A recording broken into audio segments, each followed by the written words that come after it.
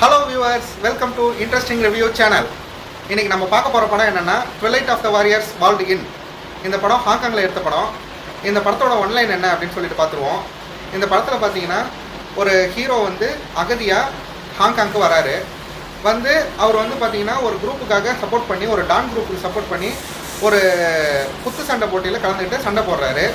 சண்டை போட்டு ஜெயிச்சிடுறாரு. ஜெயிச்ச உடனே பார்த்தீங்கன்னா அவருக்கு வந்து அந்த டான் இருக்கார் இல்லைங்களா, அவர் பரிசு தொகை தருவார் இல்லைங்களா, அந்த பரிசு தொகைக்காக போயிட்டு அந்த அமௌண்ட்டை கேட்குறாரு.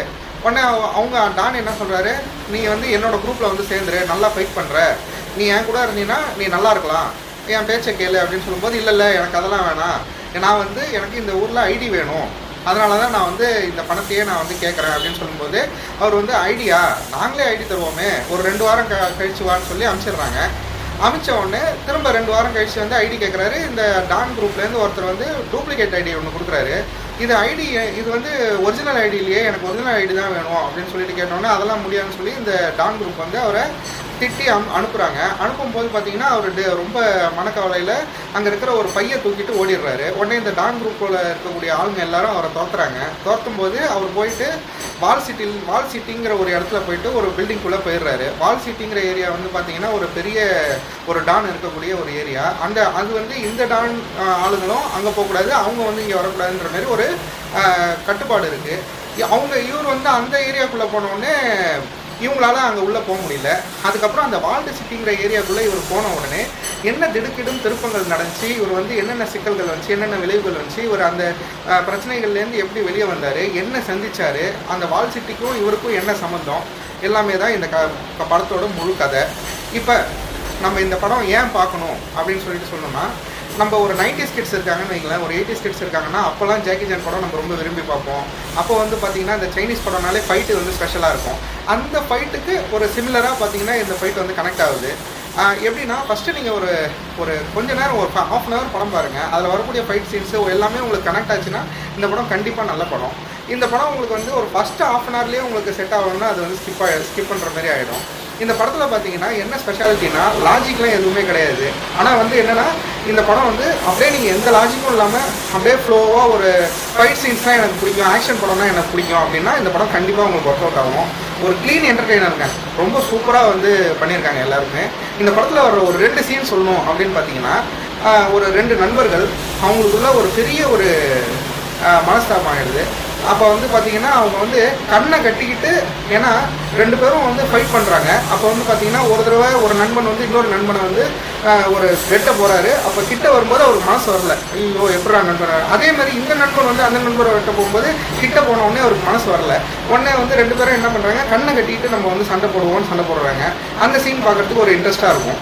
அதுக்கு அடுத்தது இன்னொரு சீன் என்ன அப்படின்னு பார்த்தீங்கன்னா, ஒரு டானு, அந்த டான் வந்து பார்த்தீங்கன்னா ஒரு கேரக்டரு. அந்த டான் வந்து தன்னோட அண்ணன் குடும்பத்தை, ஃப்ரெண்டு வந்து பார்த்தீங்கன்னா அண்ணன் குடும்பத்தையே வந்து கொண்டுடுறாரு. ஆனால் அதுக்காக இவர் வந்து அந்த கேரக்டர் வந்து பார்த்தீங்கன்னா அந்த ஃப்ரெண்டை கொண்டுடுறாரு. ஆனால் ஃப்ரெண்டோட பையன் வந்து பார்த்தீங்கன்னா உயிரோடு இருக்கார். இது வந்து தன்னோட அண்ணனுக்கு தெரிய போக, இந்த மாதிரி அவன் தானே என் குடும்பத்தை கொன்னான், அவனோட பையன் வந்து நான் கொல்லாமல் விட மாட்டேன்னு சொல்லிட்டு ஒரு கங்கனை கட்டிகிட்டு இருக்கும்போது ஒரு கட்டத்தில் அந்த பையனை பார்த்துடுறாரு. அந்த குடும்பத்தை கொலை பண்ணவனோட பையனை பார்த்துடுறாரு. பார்த்த உடனே அவனை எப்படியாவது கொல்லணும்னு போகும்போது இவர் தான் வந்து பார்த்தீங்கன்னா அந்த கேரக்டர் சொன்னேன் இல்லைங்களா, அவருடைய ஃப்ரெண்டோட பையன் தான் வந்து அதாவது அவருடைய ஃப்ரெண்டு தான் வந்து அண்ணனோட குடும்பத்தை கொலை பண்ணது. ஃப்ரெண்டை அதுக்கு இவர் கொண்டுட்டாரு. அதுக்கும் சரியாக போயிடுச்சு அப்படின்ற மாதிரி இவர் நினச்சிட்டு இருக்காரு. ஆனால் வந்து அவர் வந்து அண்ணன் வந்து இல்லை என் குடும்பம் என் வாரிசை எப்படி அவன் அழிச்சானோ அதேமாதிரி அவனோட வாரிசையும் நான் அழிச்சிருவேன் அப்படின்னு சொல்லிட்டு அவர் கன்ஃபார்ம் நான் அழிச்சே தருவேன்ற ஒரு முடிவில் இருக்கார். அப்போ வந்து இவர் அந்த சீனில் வந்து பார்த்தீங்கன்னா ஃப்ரெண்டோட பையனுக்கும் அண்ணனுக்கும் பயங்கரமாக சண்டை நடக்குது. அப்போ இந்த கேரக்டர் நின்று பார்த்துட்டு இருக்கோம். இந்த பக்கமும் அவரால் சப்போர்ட் பண்ண முடியாது, அந்த பக்கமும் சப்போர்ட் பண்ண முடியாது. நின்று பார்த்தா அந்த ஃபைட்டு முடியும் போது இவர் வந்து டக்குன்னு அண்ணனை அந்த கேரக்டர் அதாவது தன்னோட ஃப்ரெண்டோட பையன் அண்ணனை குத்த வரும்போது அந்த கேரக்டர் ஒரு குத்து விடும், அந்த டான் கேரக்டர். உடனே அந்த பையன் பறந்து போய் விழுற மாதிரி ஒரு சீனு. அதுக்கப்புறமேட்டுக்கு திரும்ப அடுத்தது என்ன நடந்துச்சு அப்படியே ஒரு பயங்கர இன்ட்ரெஸ்டிங்காக இருக்கும். ஒரு கிரிட்டிக்கல் சுச்சுவேஷன் சொல்லுவோம் தெரியுமா, அப்படியே மிரட்டி விட்டுருவாங்க அந்த சீன்லாம். அந்த சீன் வந்து பார்த்தீங்கன்னா, ஆனால் படத்தில் அடுத்தடுத்து வரும்போது பார்த்தீங்கன்னா சில லாஜிக் மிஸ்டேக்ஸ் இருக்குது. அதெல்லாம் வந்து அடுத்த பாட்டில் வரும்னு நினைக்கிறேன். அதாவது இந்த ட்விலைட் ஆஃப் த வாரியரோட அடுத்த பாட்டில் கண்டிப்பாக இதோடைய பேக் ஸ்டோரி என்ன, இவங்க யார், இவங்க என்னன்னு இன்னும் டீட்டெயிலாக காமிப்பாங்க. ஆனால் ஒவ்வொரு சீனுமே வந்து பார்த்தீங்கன்னா ஆஹா இவ்வளோ விஷயங்கள் இருக்கா, இவ்வளோ விஷயங்கள். இதில் வந்து நம்ம ரொம்ப பாராட்ட வேண்டியது பார்த்தீங்கன்னா ஆர்ட் டிசைனு, ப்ரொடக்ஷன் டிசைனை பயங்கரமாக பாராட்டு. எப்படிங்க இந்த மாதிரிலாம் வந்து ஒரு ப்ரொடக்ஷன் வந்து டிசைனிங் வந்து பண்ணவே முடியாதுங்க. எவ்வளோ செட்டிங்ஸு, எவ்வளோ இது அப்பா.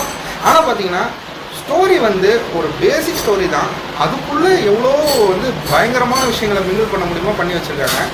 ஒரு க்ளீனான என்டர்டெய்னரை ஜாலியாக பார்க்கணும் அப்படின்னா கண்டிப்பாக பார்க்கலாங்க. இதுக்கு நம்மளுடைய இன்ட்ரெஸ்டிங் ரிவ்யூவோட மார்க்குகள் எவ்வளோ அப்படின்னு பார்த்தீங்கன்னா கண்டிப்பாக 10க்கு 7.8, 10க்கு 7.8 கண்டிப்பாக கொடுக்கலாங்க. ஓகேங்களா? நெக்ஸ்ட் ரிவ்யூவில் பார்ப்போம். பாய்.